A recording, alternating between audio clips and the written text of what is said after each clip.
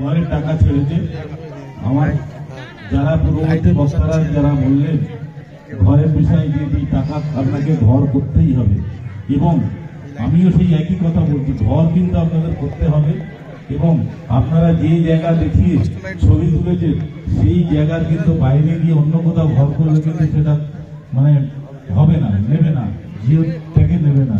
তাই আপনাদের খুব সতর্ক থাকতে হবে এবং পুলিশ প্রশাসন থেকে শুরু করে সমস্ত আধিকারিক, বিডিও থেকে আধিকারিকরা আপনাদের বাড়ি আসবে।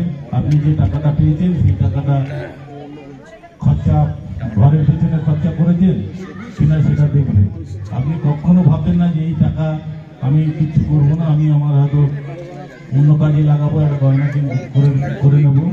সম্পূর্ণ ভুল করবেন। এই টাকা কিন্তু রাজ্য সরকারের অনেক কষ্টের টাকা, অনেক কষ্ট করে কিন্তু যেটুকু দিচ্ছে, যেটুকু দিয়েছে সেটা কিন্তু আস্তে আস্তে আরো বাড়বে, সবাই পাবে।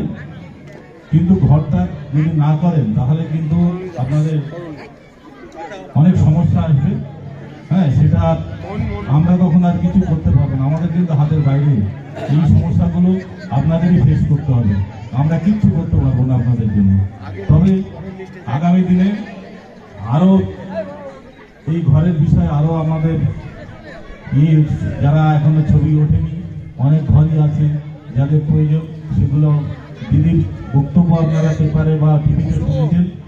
প্রত্যেকটা মানুষ ঘর পাবে, আমাদের সেই দিকে সেইটা আপনারা মানে কিছু মনে করবেন না, দুশ্চিন্তার কোনো কারণ নেই। আপনারা প্রত্যেকেই যারা যারা ঘর এই মুহূর্তে আসেনি, আসবে, সবারই আসবে।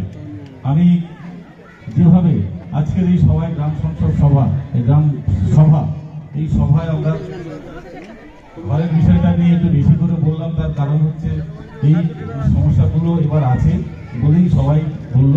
এইবার একটু কাজের কথায় আসি, সেটা হচ্ছে আমাদের এই গ্রাম সভার উদ্দেশ্য একটাই, সেটা হচ্ছে আগামী